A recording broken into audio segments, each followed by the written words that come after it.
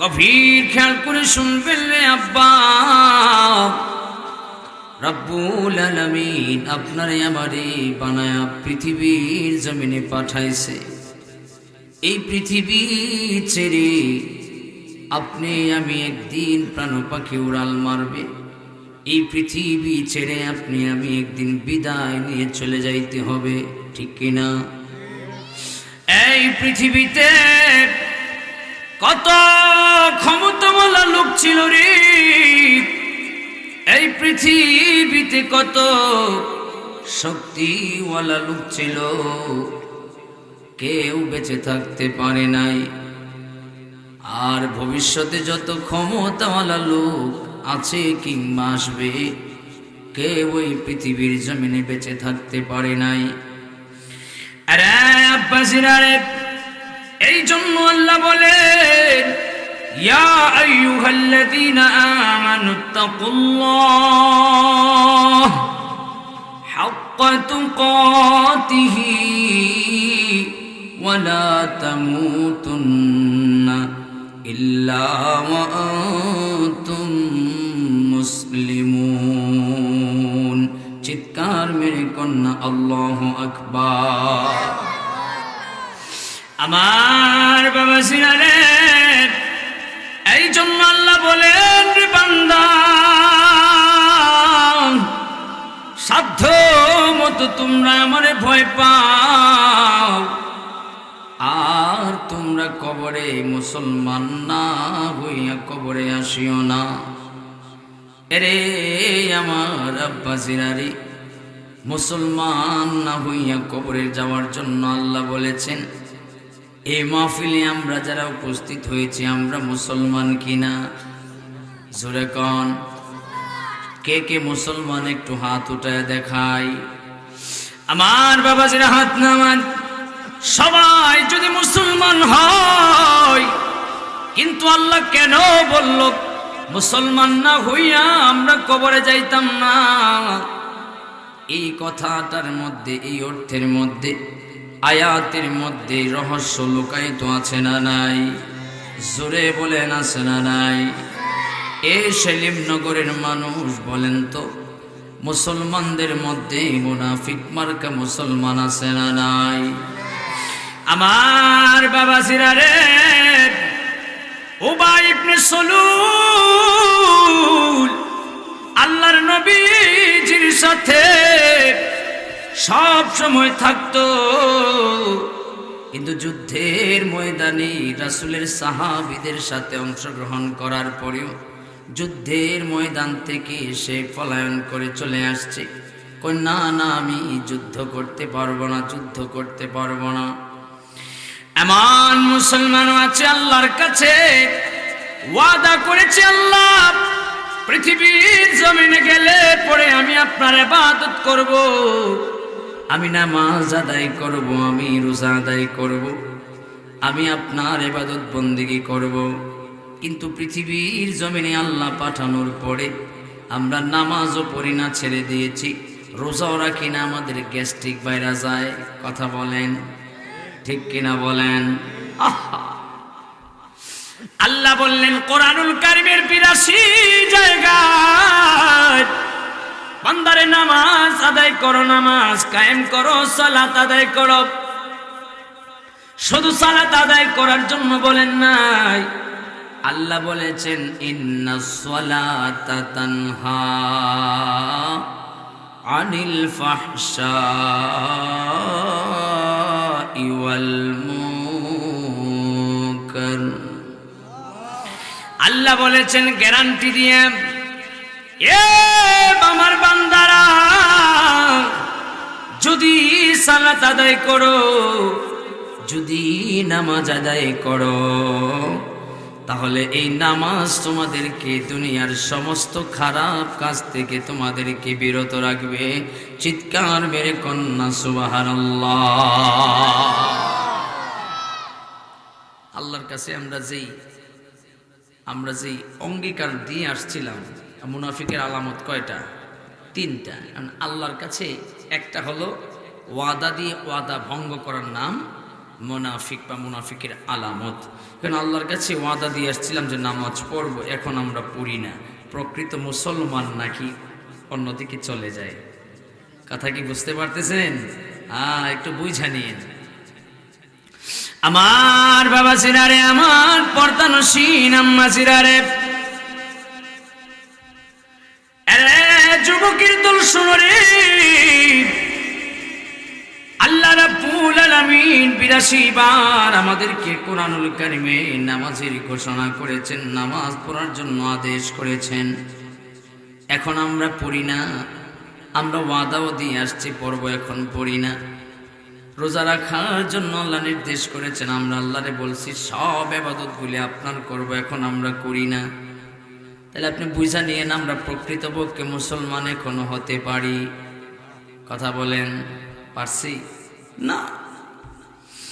আরে বাবা সিনামাত, এই জন্য বলি সেলিমনগরের মানুষ, একটা কথা মনে হয়ে গেছে বলি। 24 সালে আসছিলাম না? হ্যাঁ, আপনাদের এখানে একটা যে বয়ান করছিলাম ইউটিউবে, কিন্তু এটা হাজার হাজার ভিউ হয়েছে, একটা চ্যানেলের লাখের উপর ভিউ হয়েছে আপনাদের এটা। এবং যেখানে যাই ওখানেই বলে, হুজুর সেলিমনগর যে বয়ানটা করছিল ওই বয়ানটা করতে হবে। মারহাবা কর না। 24 সালে আমাকে মনে আছে, আপনাদের মনে আছে কি? হ্যাঁ, তো ওই বয়ানটা বলে যে যেখানে আমাকে বিষয়টা দিয়ে বলে যে, আমি বলি যে কোন বয়ানটা করব, ইউটিউবে কোনটা দেখছেন আপনারা? হুজুর সেলিমনগর বলে যে একটা জায়গায় আপনি বয়ান করছেন, ওই সেলিমনগরের বয়ানটা আমাদেরকে দিতে হবে। এমনকি নারায়ণগঞ্জে যাওয়ার পরেও, রূপগঞ্জে যাওয়ার পরেও ওই সেলিমনগরের বয়ানটা হুজুর আমাদেরকে শোনাইতে হবে। বোঝাতে পারছি যে সেলিমনগর এটা আর এখানে বাহুবল উপজেলায় থাকে নাই, এটা সারা দেশব্যাপী ছড়িয়ে গেছে। কন্যা মারহাবা। আমার বাবা ছেলেরা খুব মনোযোগ দিয়ে শুনবেন। এই জন্য প্রকৃত মুসলমান হতে গেলে বলেন তো, আমাদের ইমানের পরে আমলের দরকার আছে না নাই? প্রকৃত মুসলমান হতে গেলে ইমানের পরে আমাদের নামাজের দরকার আছে না নাই? রোজা রাখার দরকার আছে না নাই? আল্লাহর যাবতীয় বিধান আমাদেরকে মানার দরকার আছে না নাই? আমার আব্বা জেরাগো, আমার যুবকের দল শুনো রে, আমার পর্দানসীন মা বোনেরা শুনো রে, এই ইমানের পরে আমাদেরকে মা বাবার খেদমত করার দরকার আছে না নাই? এই সবগুলো বিধান মানলে পরে আপনি আমি প্রকৃত মুসলমান। তখন যদি ইন্তেকাল করে কবরে নিয়ে যাওয়া হয়, কবরে আপনাকে আমাকে দাফন করা হয়, তখনই আমি প্রকৃত মুসলমান বা মুমিন, তখনই আমার কবরটা জান্নাত হয়ে যাবে। এরপরে বিচার কার্য আমার সহজ হবে, এরপরে আমি জান্নাতে দৌড়ে দৌড়ে যাইতে পারবো। হাত তুলে বলেন ঠিক কিনা?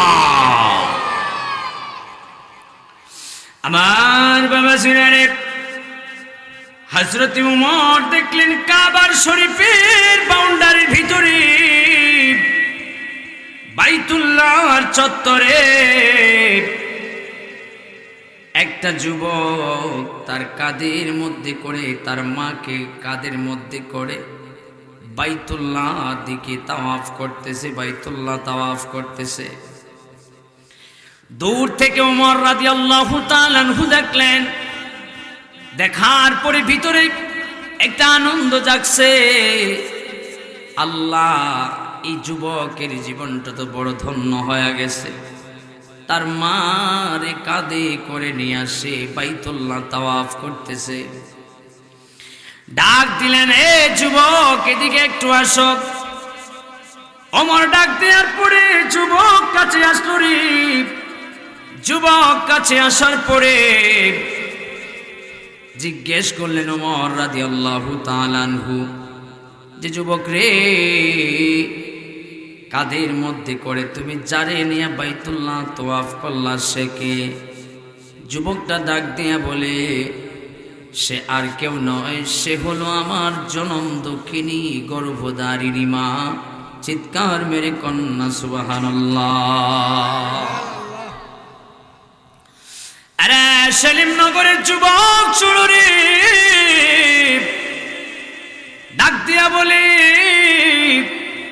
আরে উমর, সে আর কেউ নয়, সে হলো আমার গর্ভধারিণী মা, জনম দুঃখিনী মা।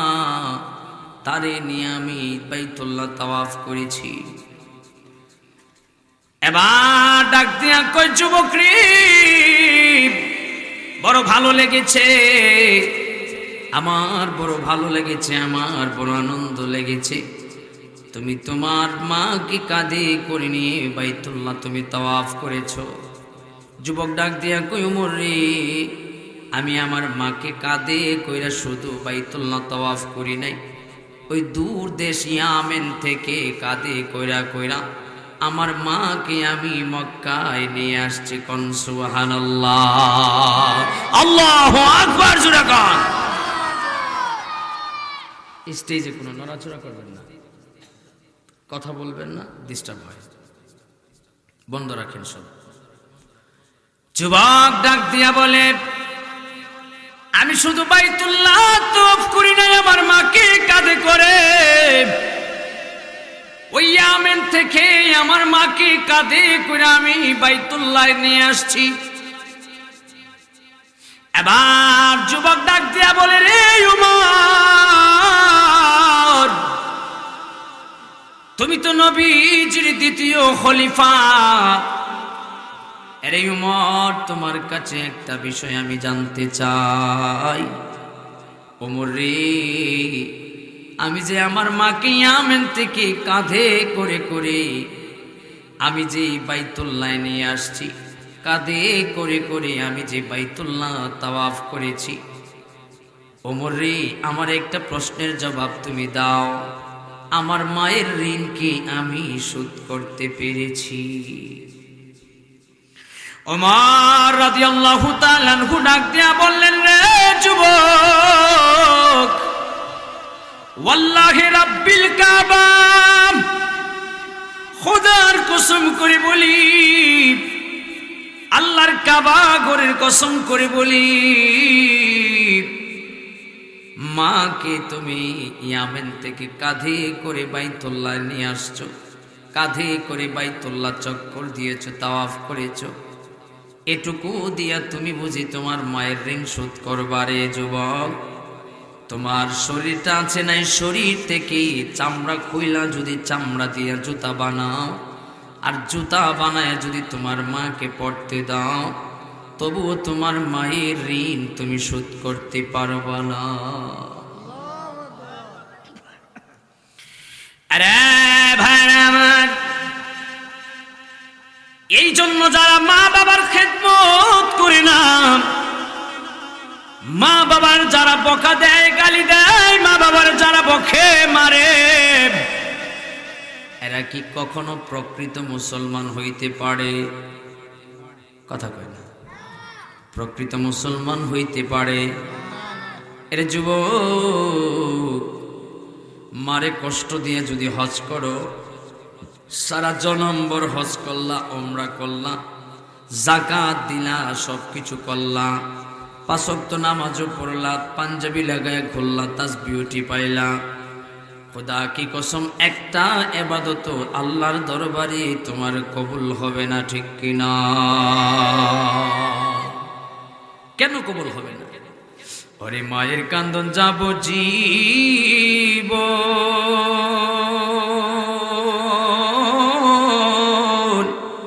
2-4 মাস বোনের কান্দন রে, ওরে ঘরের পরিবারের কান্দন কয়েকই দিন পর থাকে না, দুঃখের দরদি আমার জনম দুঃখী মা, গর্ভধারিণী মা, জনম দুঃখিনী মা, দুঃখের দরদি আমার জনম দুঃখী মা।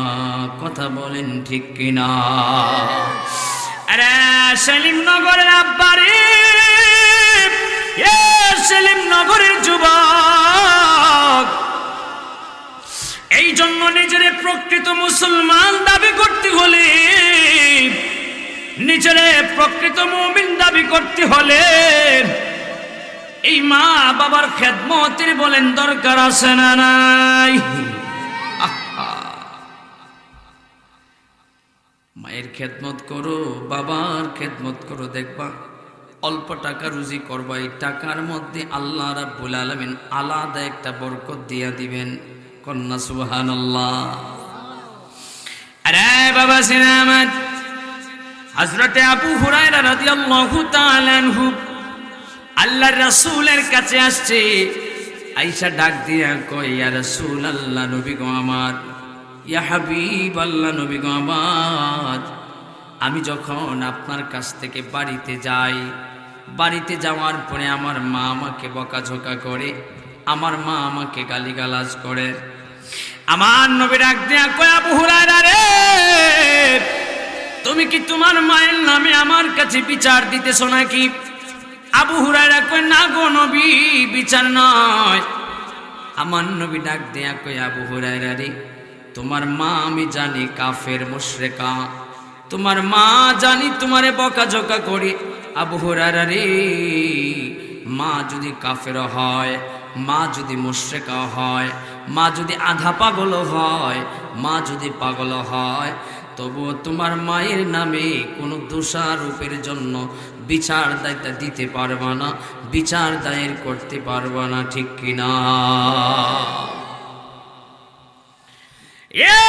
সেলিমনগরের মানুষ, এরে বাহুবলের মানুষ, আমাদের সমাজে, আমাদের দেশে এমনও আছে ছেলে বাবার নামে মামলা করে, বাবাও ছেলের নামে মামলা করে, কোর্টে মামলা বিচারাধীন চলমান, আছে না নাই? মেম্বার চেয়ারম্যান দিয়া, মুরব্বি দিয়া, এলাকার মাতব্বর দিয়া বিচার বৈঠক বসায়, আছে না নাই? আহা, কিয়ামত বড় সন্নিকটে রে বাবা। যুবকরা আমার শোনেন, যেই যুবক মার নামে বাবার নামে বিচার বৈঠক বসাবে, মার নামে বাবার নামে মামলা দায়ের করবে, কোর্টে বিচার দায়ের করবে, ওই যুবক কোনোদিন প্রকৃত মুসলমান হতে পারে না। কথা বলেন? আরে ভাইরা আমার, খুব মনোযোগ দিয়ে শুনবেন, প্রকৃত মুসলমান নয় কারা? আপনার পিছনে আপনার কোন মুসলমান ভাই যদি বদনাম করে, গীবত করে, বলেন তো গীবতকারী কি কখনো প্রকৃত মুসলমান হতে পারে? আমার আল্লাহ বলেন, ইয়া আইয়ুহাল্লাযীনা আমানুত্তাকুল্লাহ হাক্কা তুকাতিহি ওয়া লা তামুতুন্না ইল্লা ওয়া আনতুম মুসলিমুন। মুসলমান না হয়ে মরবা না। যদি মুসলমান না হয়ে মরো, কবরে যদি আসো, কবরে আমি দুই ধরনের ফেরেশতা নিযুক্ত করে রাখবো। ওগো আল্লাহ, দুই ধরনের ফেরেশতা কেমন? দুই ধরনের ফেরেশতা কেমন? আমার নবী কই, কবরে দুই ধরনের ফেরেশতা হলো, এক নাম্বার সে থাকবে কানা, চোখে দেখবে না। বলেন তো এক নাম্বার ফেরেশতা কি জাত? কথা কয় না। কি রকম? আজকে শীত আছে নাকি বেশি? তো কথা বলেন না কেন আপনারা? আমার কথা বুঝতে অসুবিধা হয়? তাহলে আপনারা যেইভাবে বসছেন, তাবারুক আছে না শেষে? হ্যাঁ, তাবারুক নিতে হবে তো। এইভাবে বসলে তাবারুক দিব না। বুঝাইতে পারছি? আমার মতো কি আপনারা অসুস্থ? হ্যাঁ, আমার মতো কি অঘুমা আপনারা? তাইলে আপনাদের ঘুম ঠিক আছে, খাবার ঠিক আছে, সব ঠিক আছে। আমাদের ঘুমও নাই। ঘুম না হলে খাবারের রুচিও থাকে না, মেজাজ কিটকিটে থাকে। শারীরিক মানসিক দুইভাবেই আমি অসুস্থ আছি। আমার বাবা সিরারে খুব মনোযোগ দিয়ে শুনবেন। রাত্রি বইরা কবে জানি ঘুমাইছিলাম মনে নাই।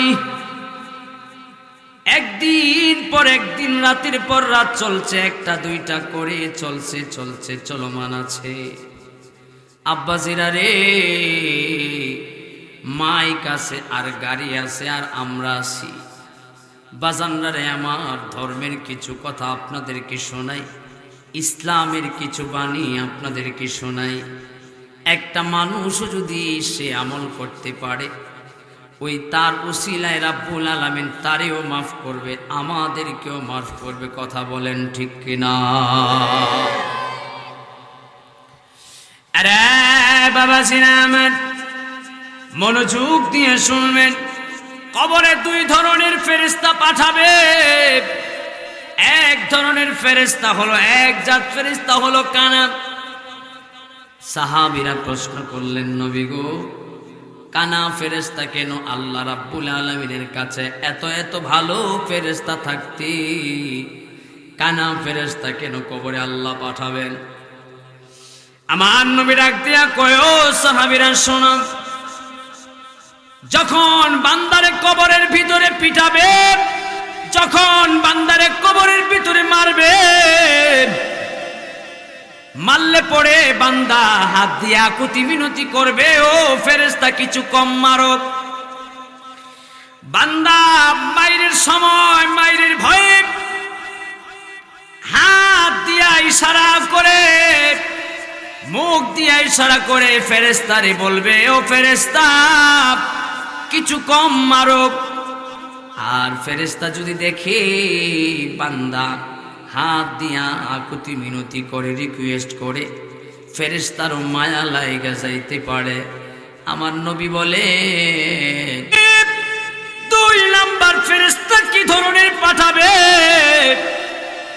আমার নবী ডাক দিয়া কই, দুই নম্বর ফেরেশতা পাঠাবে বধির ফেরেশতা। বধির যে কানে শুনে না, আপনাদের এলাকায় বধির কানে শুনে না, তারে কি কয়?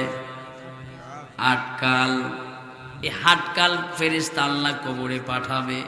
নবী গো, ভালো ফেরেশতা থাকতে থাকতে হাটকাল ফেরেশতা কেন, বধির ফেরেশতা কেন গো নবী?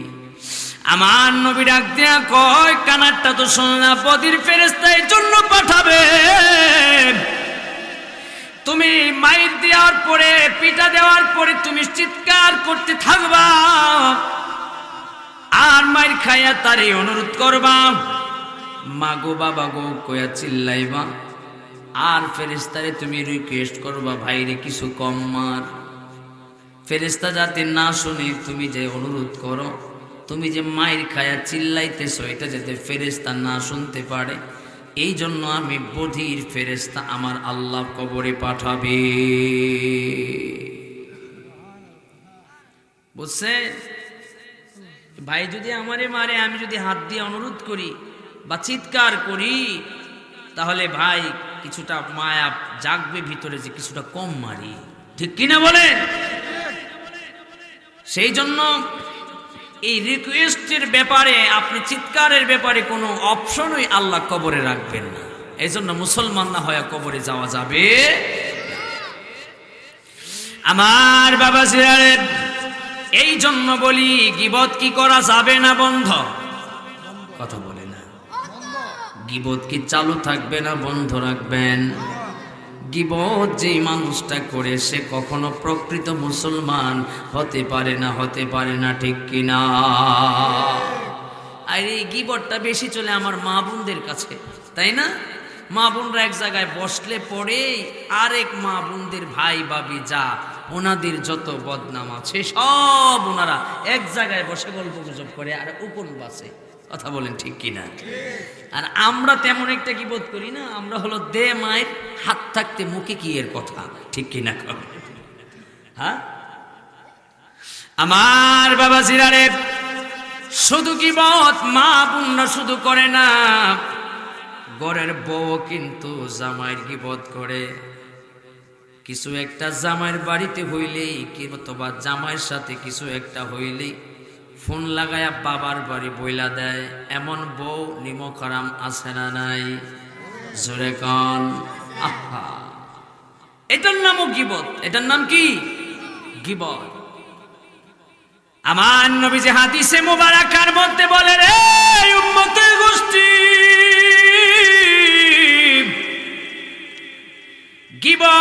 করবা, তাহলে তোমার আপন মৃত ভাইয়ের গোশত কামড়া কামড়া তোমারে খাইতে দিব আল্লাহ, তোমারে খাইতে হবে, পারবানি? আপনারে যদি আপনার আপন ভাইয়ের মরা লাশটা আইনা সামনে দিয়া কই গোশত খা, কামড়ায় কামড়ায় খাবেন কেউ? আসেন কেউ? তাহলে কি বোধ করেন কেন? প্রকৃত মুসলমান তো সে নয়। আর আল্লাহ বলছে ইল্লা ওয়া আনতুম মুসলিমুন, মুসলমান না হয়ে কবরে আইস না, আইলে খবর আছে কানার বধির ফেরেশতা রাখছে কবরে।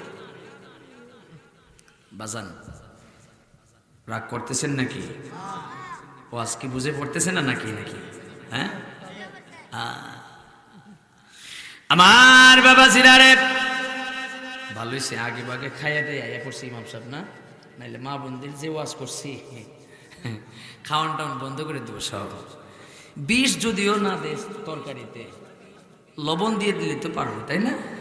খা হুজুর খা, বালা কইরা খা, আমরার নামে বদনাম কইরাইছ।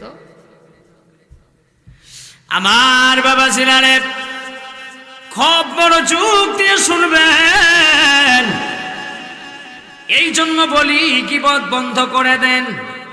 আল্লাহ বলছেন নামাজ ধরো, ইন্নাস সালাতা তানহা আনিল ফাহশাই ওয়াল মুনকার, নিশ্চয়ই নামাজ তোমারে গীবত থেকে বিরত রাখবে, বিড়ি খাওয়া থেকে বিরত রাখবে, মদ থেকে বিরত রাখবে, গাঞ্জা থেকে বিরত রাখবে, ইয়াবা বাবা যতটা আছে সব থেকে বিরত রাখবে। আরে বাবা মনে পড়ে গেল, গ্রামের এই ছোট ছোট বাচ্চারাও এখন এই গাঞ্জার সাথে পরিচিত আছে না নাই? আহা, 10-20 টাকা দিলেই নাকি গাঞ্জা পাওয়া যায়। এই সমাজটা অধপতন হয়ে যাচ্ছে, দিন দিন সমাজটা অধপতন হয়ে যাচ্ছে। প্রতিবাদ করতে গেলে কয় হুজুর কথা কইেন না, এটা গাঞ্জা খায়, আপনার বিপদ হইতে পারে। কথা বলেন ঠিক কিনা? মানুষগুলো প্রতিবাদ না করে বসে থাকে, আর এর দিন দিন গাঞ্জা খাওয়ার মাত্রা বেড়েই চলছে। আমার বাবা সিরারে এই জন্য বলি, আল্লাহর রাসূলের আদর্শ যদি কেউ মাইনা চলে, আল্লাহ পবিত্র কোরআনুল কারীমে কয় লাকাদ কানা লাকুম ফি রাসূলিল্লাহি উসওয়াতুন হাসানা।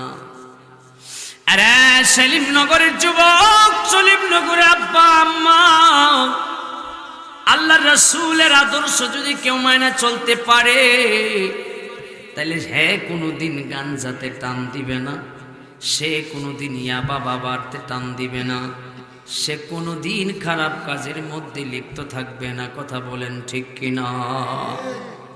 আল্লাহ রাসূলের চরিত্র। সাহাবীরা প্রশ্ন করলেন, ওগো আয়েশা, আল্লাহ রাসূলের চরিত্র সম্পর্কে কিছু আপনি একটা বলেন।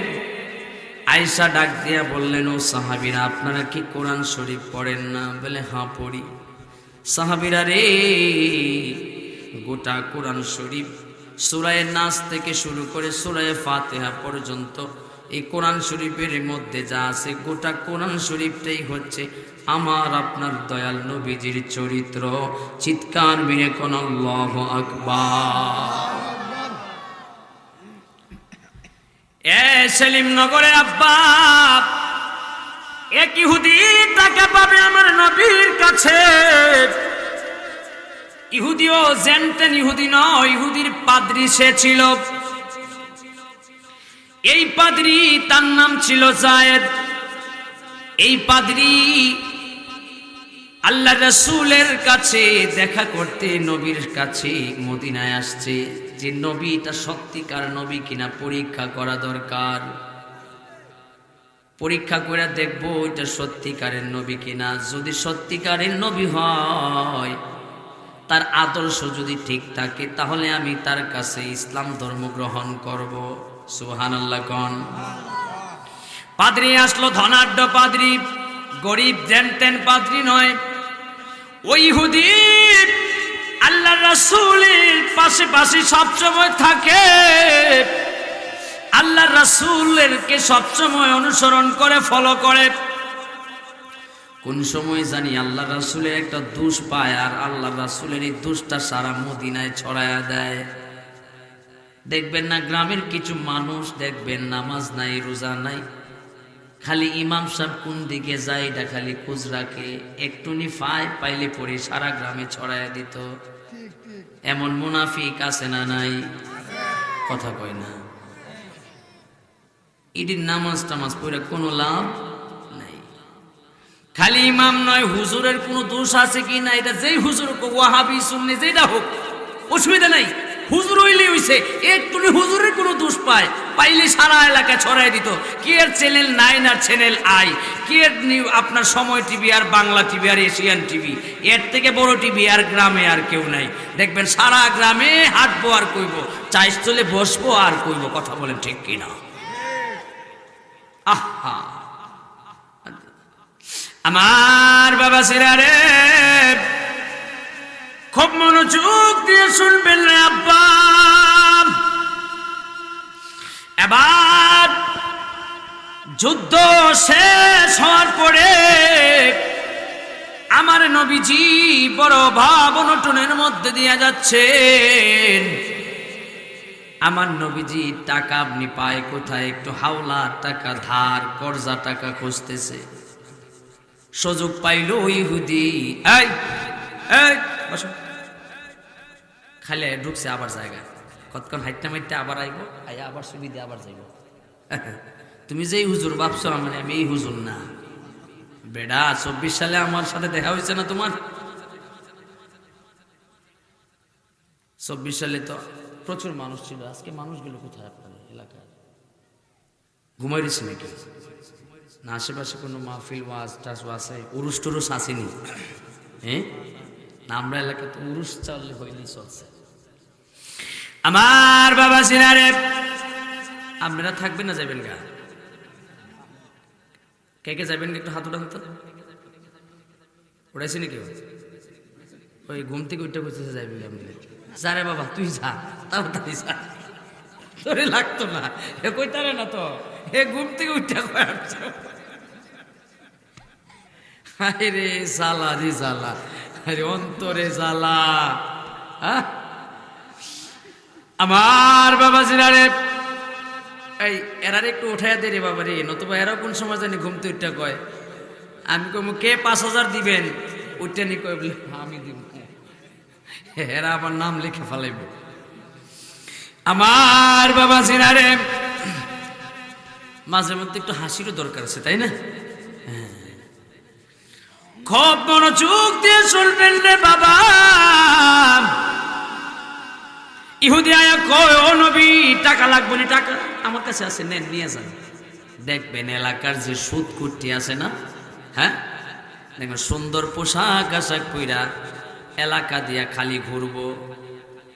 মানুষ কইব হেরা রুজি রোজগার কি? তা আসলে হেরা যে এইভাবে ঘুরে, বুঝেন নাই কথা?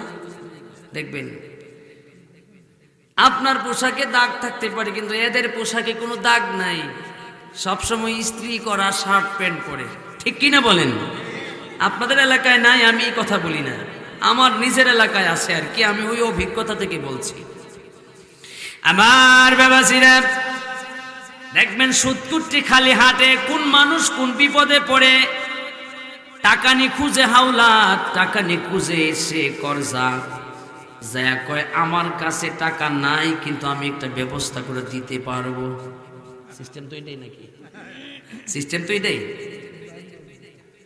আমার বাবা সিরারে ভাই, আপনারা না জানলাম আমরা কিছু জানা লাগে, কারণ আমরা কইতে হয়, বুঝেন নাই? এখন আমরা না যাই না কইমু কেমনে? আরে ভাই আমার, এইভাবে পাদ্রী সারাদিন ভরে আমার নবীর পাশে ঘুরে।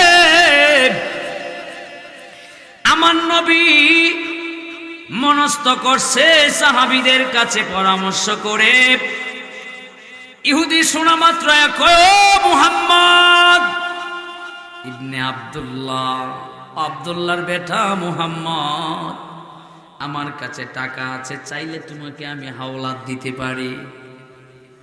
সুযোগ খুঁজতেছে। এবার আমার নবী কয় হ্যাঁ দিতে পারো। এই টাকা নিয়ে বলবে নবীও কি হাওলাত নেয় নাকি, নবীও কি কর্জা নেয় নাকি? হ্যাঁ, নবী যদি সিস্টেম না করে দিত তাইলে আমরা পাইতাম কই? কর্জা টাকা একজনরে দেওয়া, এটা বলা হয় কর্জায়ে হাসানা। সুবহানাল্লাহ কোন? কর্জায় কি কয়? কর্জায় হাসানা, এটা সুন্নাহ। এটা একজন একজন দিতে পারি, কিন্তু এখন আমরা একজন একজনের দিলেও বিপদ আছে। জীবনে এই টাকা ঘুইরা আপনি পাইবেন কিনা এটা সন্দেহ আছে। এই টাকা নিয়ে মারামারিও হয়। আমি ওইদিকে গেলাম না বাবা। আমার বাবা ছেলে এবার ডাক দিয়া কয়, মুহাম্মদ টাকা আছে, নাও টাকা আমার কাছ থেকে নিয়ে যাও। অল্প কিছু টাকা আমার নবীজি নিলেন, বেশি টাকা নেন নাই।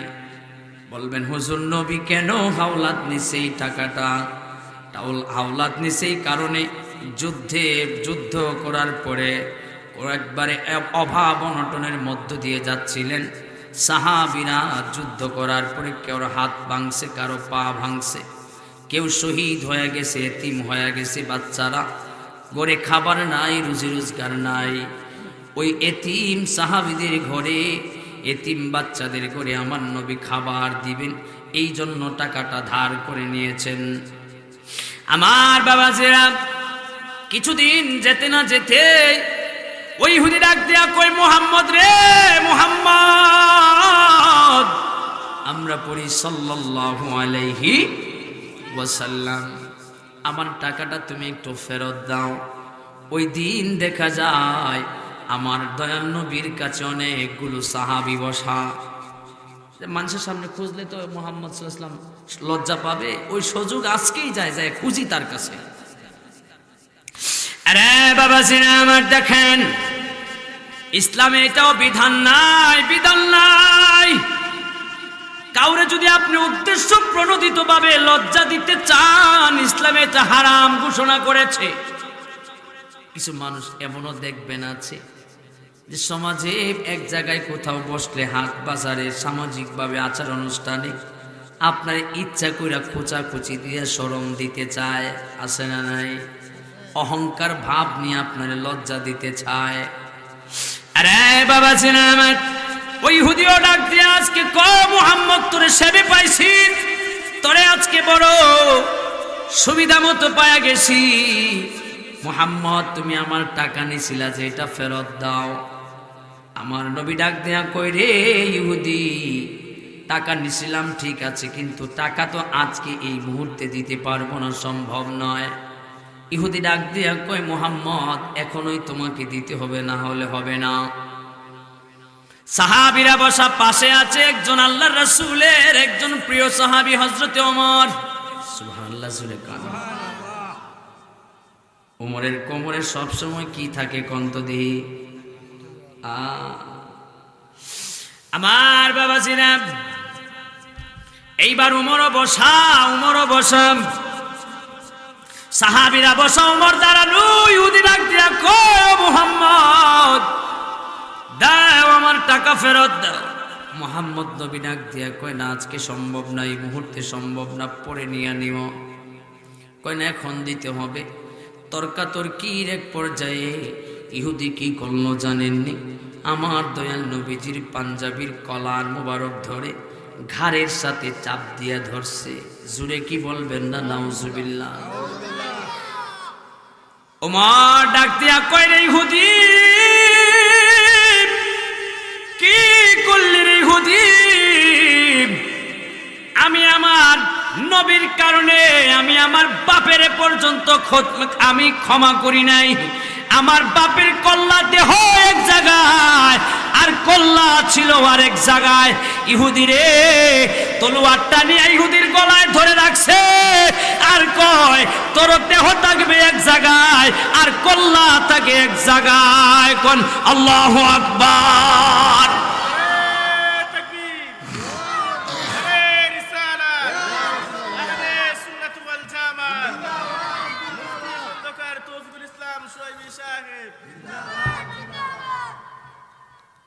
ইহুদির গলার মধ্যে যখন উমর তরবারিটা ধরে রেখেছে,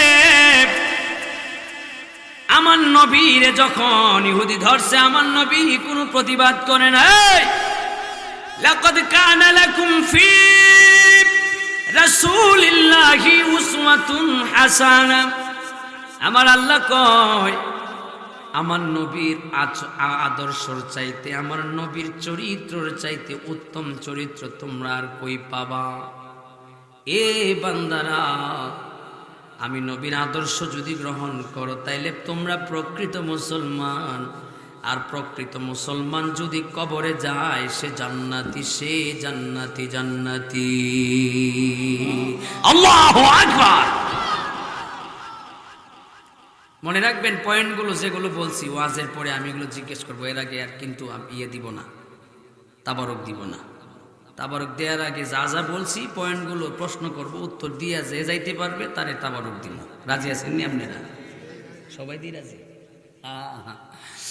আমার বাবা জিরারে, এবার আমার নবী প্রতিবাদ করে। আমার নবীরে যখন চাপ দিয়া ধরছে ইহুদি, তখন নবী কোনো প্রতিবাদ করে না। যখন উমর তরবারি লাগা দিছে, ইহুদির গলায় যখন তরবারি লাগাই দিছে, আমার নবী কয় পাগলা চইলা গেছে।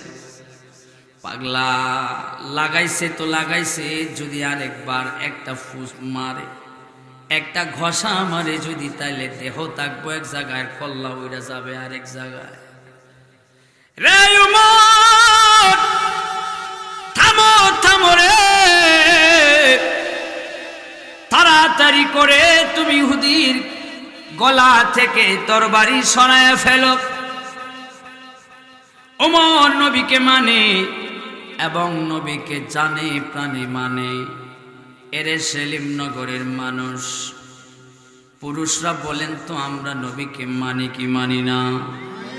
আমরা নবীকে ভালোবাসি কি বাসি না? সাহাবীরা নবীর জীবনে সব ক্ষেত্রে নবীর অনুসরণ করছে, আমরা তো এটা করি না। যদি কই বলে ভাই দাড়িটা রাখেন না কেন, তখন কি হইব? হ্যাঁ, আমার বাবা জিনারে, ওই পোলা সামনে সামনে, এবার ডাক দিয়া কই ওমর রে, তোর বাড়ি সরায় নে। ওমর নবীর কথা মাইনা তোর বাড়ি সরায় নিছে। তোর বাড়ি সরায় নেওয়ার পরে ওমর কাঁদে আর কয়, নবী গো, ও মায়ার নবীজি, আপনার কলার মোবারক সহ ঘাড়ে জাতা দিয়া চাপ দিয়া ধরছে। নবী আপনি তো এতক্ষণ প্রতিবাদ করলেন না, ইহুদিরে তো আপনি কিছুই বললেন না। নবী গো, আপনি কি ব্যথা পান না? ব্যথা পান না?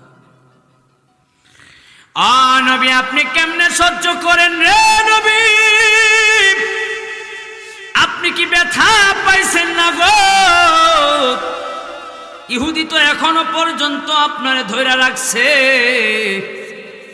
ফাঁকে দিয়া উমর ডাক দিয়া কই, ইহুদি রে, দয়াল নবীর গলা মুবারক ছাড়বি না ছাড়বি না? এ ভাই আমার, নবী ডাক দিয়া কই, ওমর রে, আমি ইহুদি, টাকা আনছিলাম কিন্তু ফেরত দিতে পারে না। ইহুদির রাইট আছে, আমি রং আছি, ইহুদি আমারে ধরতেই পারে। এবার নবী ডাক দিয়া কই, উমর তুমি নবীরে ভালোবাসো? বলে হ্যাঁ। আরে উমর, যদি আমি নবীরে ভালোবাসো তাহলে ইহুদির যে টাকা আছে, পাওনা টাকা, এই পাওনা টাকাটা তুমি একটু পরিশোধ কইরা দেও, যদি আমি নবীরে তুমি ভালোবাসা থাকো। ওমর ডাক দিয়া কয়, নবী গো, আমি ইহুদির পাওনা টাকা পরিশোধ করে দিব, কোনো সমস্যা নাই। আমার নবী কথা বলার পর ইহুদি কয়, সমস্যা নাই, পরিশোধ করে দিব। এবার উমর ডাক দিয়া কই, রে ইহুদির বাচ্চা, তাড়াতাড়ি কইরা আমার নবীর গলা মোবারক ছাইরা দে, তাড়াতাড়ি কইরা গলাটা ছাইরা দে, আমার নবী ব্যথা পাচ্ছে, নবী ব্যথা পাচ্ছে। আরে সেলিম নগরের মানুষ, নবীর এই সুন্নাতের মধ্যে যখন আপনি খুর লাগান, বেলিত লাগান, তখন নবীজিও তার অন্তরের মধ্যে ব্যথা পায়, ঠিক কিনা? আরে আমার আব্বাজিরা, এই জন্য আর ক্লিন শিপ করা যাবে না, এই জন্য আর দাড়ি কামানো যাবে না। রাজি আছেন তো ইনশাআল্লাহ? হ্যাঁ, রাজি আছেন তো? আরে বাবা সিনা আমার, যারা দাড়ি কামায় বলেন তো এরা কি প্রকৃত মুসলমান হইতে পারে? এখন লাগবো বিপদ, কইব হুজুর জায়গা ওয়াজ আমনে টামনি করেন, আমরা জায়গা। আমার বাবা সিরারে মনোযোগ দিয়ে শুনবেন। এবার উমর ডাক দিয়া কই, রে ইহুদি, আয় আয় আমার সাথে আয়, তোর পাওনা টাকা আমি পরিশোধ করে দেই। নবী গো, ইহুদির পাওনা টাকা পরিশোধ করে দিব। কি চাই ইহুদিরে বলেন? টাকা নিব না খেজুর নিব? ইহুদি ডাক দিয়া কয়, চালাক মানুষ তো, টাকা পাবে অল্প, কয় দিতে হবে আমার এত। কই উমর রে, ও নবীজি উমর রে বইলা দেন, ইহুদি যেন উমর যেন আমার 10 মণ খেজুর দেয়, 10 মণ খেজুর। আল্লাহু আকবার। টাকা পাবে অল্প, খেজুর বলতেছে কত? 10 মণ। আমার নবী ডাক দিয়া কয়, ও উমর, 10 মণ খেজুর দিকে চাই ইহুদি। উমর ডাক দিয়া কই, নবী কোনো অসুবিধা নাই, আমি 10 মণ খেজুর দিয়া দিবি, ইহুদির বাচ্চা আমার সাথে আয়। সুবহানাল্লাহ কয় না? ইহুদি আর উমর যখন রওনা দিল, ইহুদি পিছন ফিরে কয়, নবী গো, ও আমার নবীজি, আমার তো ভয় লাগে উমরের সাথে যাইতে, যে বেটা বাপের কল্লায় ফালায়া দিছে। একটু আগে আমার কল্লায় ধরে রাখছিল, নবী আপনি না বললে তো এতক্ষণে আমার বডি থাকতো এক জায়গায়, আর কল্লা থাকতো আর এক জায়গায়। নবী গো, আপনি একটু তারে বোঝায় কইয়া দেন যেন আমারে আর না মারে। কথা বুঝেন? আমারে যেন আর না মারে, একটু বুঝায় কইয়া দেন।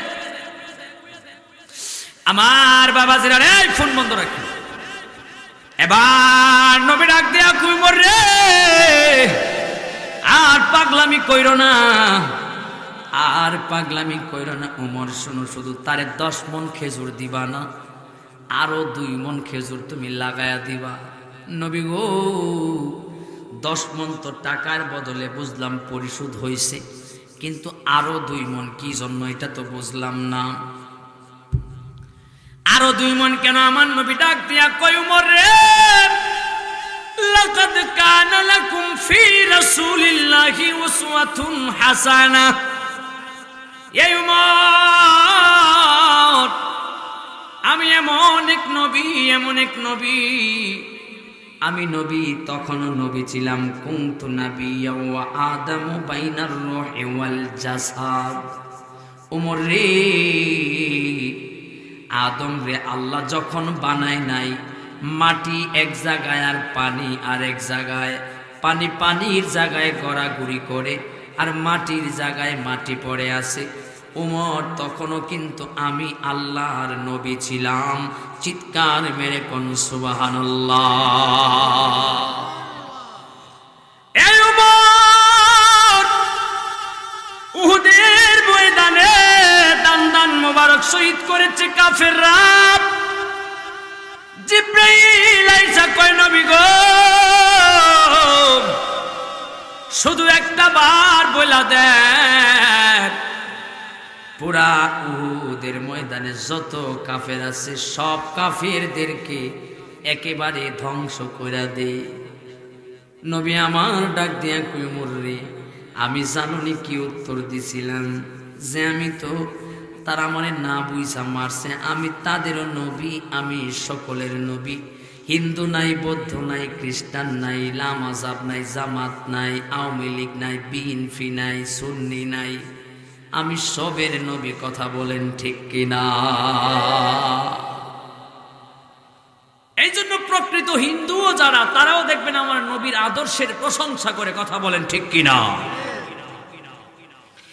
আমার বাবা জিরারে খুব মনোযোগ দিয়ে শুনবেন।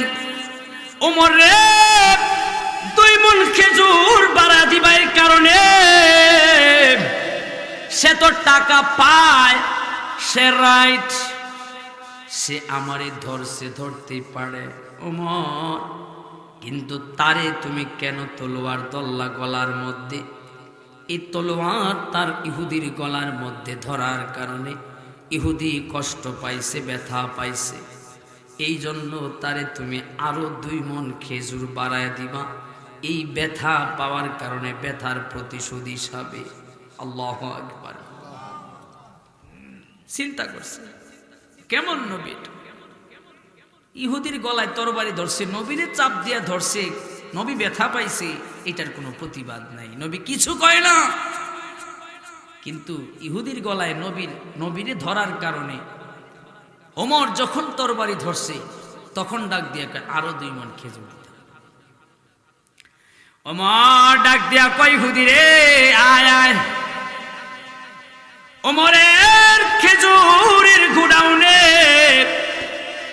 নিয়ে যখন ঢুকছে ডাক দিয়া কয় আমি দাঁড়ায় আছি রে ইহুদি, এই যে গোডাউন থেকে দেখছস এক জাত খেজুর, এই গোডাউনে আর এক জাত খেজুর, এই গোডাউনে আর এক জাত খেজুর। ইহুদি তোর যেটা মনে চায়, যেটা ভাল লাগে, ওই গোডাউন থেকে তুই তোর 12 মণ খেজুর নিয়ে নে। ইহুদি 10 মণ খেজুর মাপছে, সর্বোচ্চ দামের যে খেজুরটা। আল্লাহু আকবার কোন। ওই মিয়া সামনে রমজান মাস, আমরা যে একজনের আরেকজনের যে খেজুর দিই, মানুষ অনেক ধনী লোকেরা বাটে না, বন্টন করে না, এটা এখানে যে প্রকৃত মুসলমান না হয় কবরে যাইস না, এটা আমার কথা নয়, কথা কার? আল্লাহ। আমার বাবা জিরারে এবার ওমর ডাক দিয়ে কই ইহুদি রে খেজুর কি মাফাসিস নি? কয় শেষ। কই কত মণ মাপছো? কয় 10 মণ মাপছি। কই ইহুদি রে 10 মণ না, 10 মণ না, তোর গলায় যে আমি তরবারি ধরছিলাম তুই ব্যথা পাইছস? কহা কিছু তো পাইমই। কই যে ব্যথা পাইছস, দয়াল নবী কয়া দিছে ব্যথার কারণে আরো 2 মণ খেজুর দিয়া তোর ব্যথার প্রতিশোধটা নিয়ে নিতাম, আরো 2 মণ নে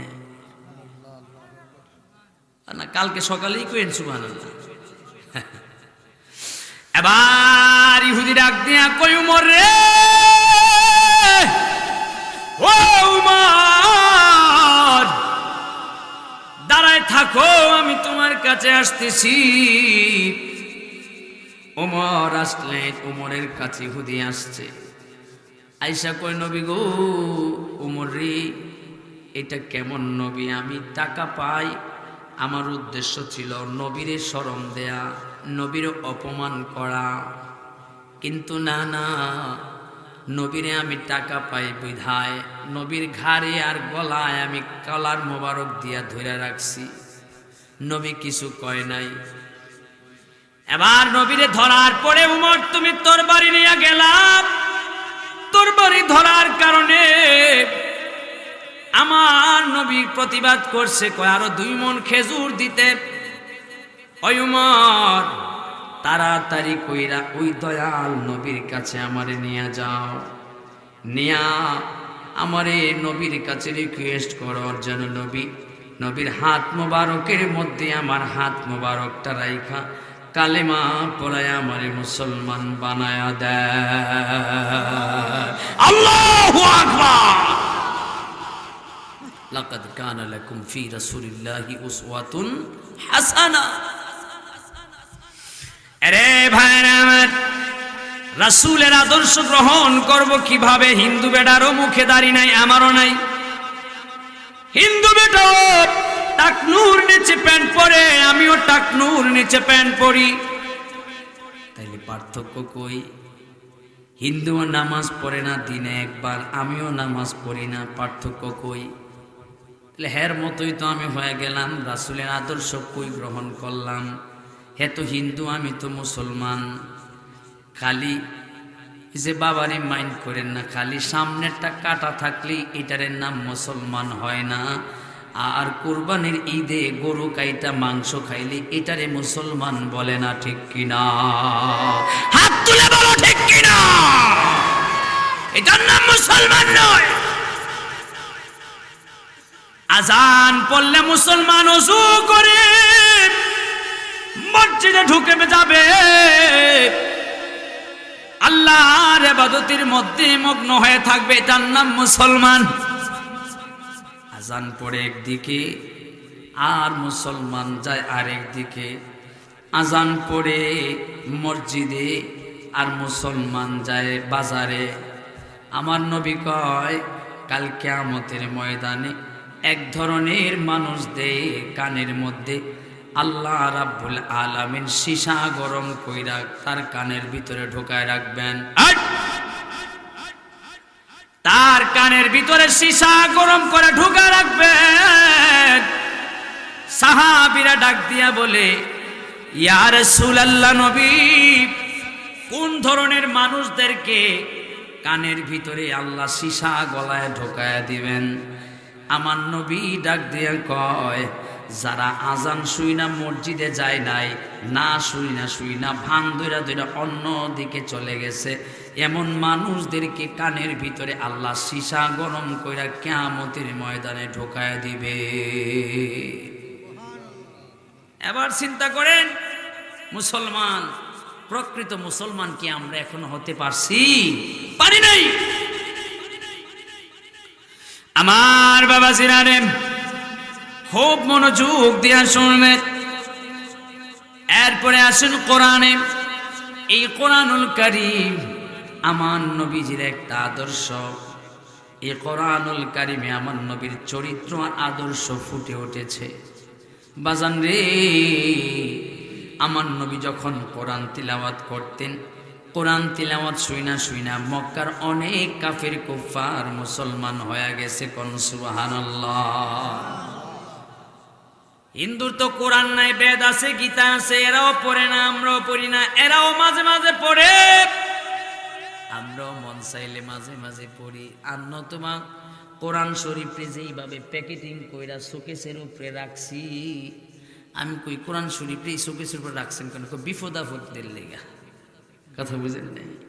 এই কোরআন শরীফ যদি পড়তো আর যদি এই কোরআন অনুযায়ী চলতো, তাহলে আমাদের উপরে তো বিপদ আসার কোনো কথাই নাই। আমার বাবা জিরারে খুব মনোযোগ দিয়ে শুনবেন। সামনেই রমজান মাস। যায় কয়, হুজুর আপনি হাতটা দেন। হাত কো? আরে কি করেন, হাত দিয়া দিতে পারি আর না পারি, হাতটা তো দিবেন। যায় কয়, হুজুর 200-300 টাকা দিয়া কয়, হুজুর দোয়া করেন আমার বউয়ের 3 খতম, আমার মায়ের 2 খতম। কয় কি কয় না হুজুর? কিন্তু জীবনে কোনো দিন কইল না, হুজুর আমার নাম কুদ্দুস মিয়া, আমার নাম রফিক মিয়া, হাতটা দেন হুজুর, 200 টাকা দিলাম, আমি 2 খতম পড়ছি। পাগলা কয় না? এ হুজুর কয়, বেডার মেসে কয় সব বেডিদের। এখন বেডিরা খুশি যাবে, বেডিদের পক্ষে বাঁচতে এখন খালি কইবা বউয়ে পড়ছে 2 খতম, মায়ে পড়ছে 1 খতম, বইনে পড়ছে 3 খতম, বাবিয়ে 4 খতম। হুজুর দোয়া কইরেন খতম বক্সায়া দিয়েন। আরে সূরা তুই কি পড়ছস? ইডা করছস? কয় না হুজুর আমি তো পড়তে আসছি না। কেন? কোরআন কি খালি বেরি গোল লেগে নাজিল হইছে, তোর লেগে নাজিল হয় নাই? আমার বাবা জিরানে, আমার নবী এমন সুন্দর করে কোরআন তিলাওয়াত করতেন রে। এই কোরআন তিলাওয়াত শুই না মক্কার কাফিররা আমার নবীর কাছে আয়া মুসলমান হয়ে যাইত। আল্লাহু আকবার। আমি যদি জিজ্ঞেস করি মাহফিলের মধ্যে গত 1 মাস অর্থাৎ 30 দিনের ভিতরে কয়জন কোরআন শরীফ পড়ছে, আল্লাহ জানে কয়জন হাত তুলব। বুঝেন নাই? ইহুদিরা, বড় বড় বিজ্ঞানী ইহুদিরা গবেষণা করলো মুসলমানদের কিভাবে ধ্বংস করা যায়। সব ইহুদি খ্রিস্টান নাফরমান সবগুলো এক জায়গায় বৈঠকে বসছে, গবেষণা চালু করছে। গবেষণা চালু করে কইল, এই মুসলমান থেকে 2টা জিনিস তোমরা সরাইয়া দিবা। কয়টা জিনিস? কোন কয়টা? এই দুইটা জিনিস সরাই দিয়া আর অনেকগুলো জিনিস তাদের ভিতরে তোমরা ঢুকায় দিবা। জানেন এগুলো কি বলবো? শুনেন, এক নম্বরে সরাই দিবা নবীর মুহাব্বত, নবীর ভালোবাসা। আর দুই নম্বরে সরাই দিবা আল্লাহর কোরআন। আল্লাহর কোরআন সরাই দিয়ে আমরা টেলিভিশন দিছে, কম্পিউটার দিছে, মোবাইল দিছে, দেখি দেয় নাই? আছে না সবার হাতে? এই একটা জিনিস আপনারে জান্নাতেও নিতে পারবে, আবার জাহান্নামেও নিতে পারবে। পারবে কি পারবে না? চাইলে আপনি সাকিব খানার পরিমণির গান বাজাইতে পারেন, আর চাইলে আপনি এখানে কোরআন শরীফ তিলাওয়াত করতে পারেন। পারবেন না? এই যে দেখেন বাবাজিরা আমার, খুব মনোযোগ দিয়ে শুনবেন ও বাবাজিরা রে। এই যে দেখেন কোরআন রাখা, আপনি চাইলে এটার মধ্যে সূরাগুলোর নাম আছে, একটার মধ্যে টিপা দিবেন, যেটাই টিপা দিবেন যেই সূরায়, ওই সূরার ভিতরে আপনারা নিয়ে যাবে, আপনি পড়তে পারবেন। কন্যা সুবহানাল্লাহ। চাইলে এটা আপনারা জান্নাতি বানায় দিতে পারে, আবার জাহান্নামীও বানায়। আরে বাবাজিরা আমার, খুব মনোযোগ দিয়ে শুনবেন। এই জন্য এই কাফেররা আমাদেরকে মোবাইল দিচ্ছে, দেখবেন খুব অল্প দামে এখন মোবাইল পাওয়া যায়, যায় না? অল্প দামে। একজনের আবার দুইটা চালা চলে যায়, একটা হলো ইন্টারনেট ব্যবহার করে, আর একটা হলো কল ব্যবহার করে, ঠিক কি না? আমার নিজেরই তো তিনটা। কয়টা? তিনটা। সবচেয়ে যে গরিব মানুষেরও দুইটা আছে এখন। দেখেন, একটা বড় খাটের মতো, আর আরেকটা ছোট কথা বলার মতো। আমার বাবাজিরা রে, আমার নবীজি তাহাজ্জুদের সময় বাইতুল্লাহর পাশে গভীর রজনীতে কোরআন তিলাওয়াত করে, লম্বা সূরা দিয়া 2 রাকাত, 4 রাকাত, 6 রাকাত, 10 রাকাত, 8 রাকাত, 12 রাকাত পর্যন্ত আমার নবী তাহাজ্জুদ পড়ছে। লম্বা লম্বা সূরা দিয়ে আমার নবী তাহাজ্জুদ পড়ছে। আর এখনের মানুষ তাহাজ্জুদ কি জিনিস চিনেই না, অনেকে তাহাজ্জুদের নিয়তই জানে না। আর যে ঠান্ডা পড়ছে, হুজুর ঠান্ডা গেলে পরে নামাজের ওয়াজ কইরেন, এর আগে কইরেন না। আমার নবী বাইতুল্লাহর পাশে দাঁড়াইছে নামাজে, তাহাজ্জুদের মধ্যে কোরআন তিলাওয়াত করেন। কোরআন শরীফ কয় পারা? কয় না তো, 30 পারা। সেলিমনগর, বাহুবলে, হবিগঞ্জে কোরআন শরীফ কয় পারা? সারা বিশ্বে 30 পারা। আপনাদের দিকে ঠিক আছে তো? সন্দেহ লাগতেছে। আমনে কইলে তো হইতো না, খালি ওই দেখেন কয় না। কোরআন শরীফ কয় পারা? সবাই একমত? আর কি কয়? আমার বাবাজিরা, এবার আবু জাহেল ডাক দিয়া কয়, রে মক্কার মানুষ, কেউ মুহাম্মদের ধারে কাছেও যাবা না, মুহাম্মদ এটা পাগল হয়ে গেছে। নাউজুবিল্লাহ কয় না? কালি মুহাম্মদ পাগল নয়, মুহাম্মদ পাগল নয়, মুহাম্মদ একটা জাদুগির। মুহাম্মদ একটা জাদুগির। কয় কেমনে? কয় মুহাম্মদের দিকে তাকাইলেই মুসলমান হয়ে যায় মানুষ, মুহাম্মদের কথাবার্তা শুনলেই পাগল হয়ে যায়, মুহাম্মদের কোরআন তেলাওয়াত শুনলেই পাগল হয়ে যায়। কয় চাইলে কেমনে পাগল হয়? কয় মুহাম্মদ 2 চোখ দিয়া যেমনে চায় জাদু করে লায়। আল্লাহ দেয়া প্রদত্ত। মুহাম্মদ জাদুগির, তবে তোদের মতো জাদুগির নয়। মুহাম্মদ কোরআন দিয়ে জাদু করে, আদর্শ দিয়ে জাদু করে, মুহাম্মদ চরিত্র দিয়ে জাদু করে। এই জাদুঘরের মধ্যে যারা পড়েছে তারাই জান্নাতি প্রকৃত মুসলমান। হে মুসলমান, নবীর আদর্শ যদি বাস্তবায়ন এই জীবনে করতে পারি, তাহলে আমরাও জান্নাতি। হাত তুলে বলো ঠিক কিনা?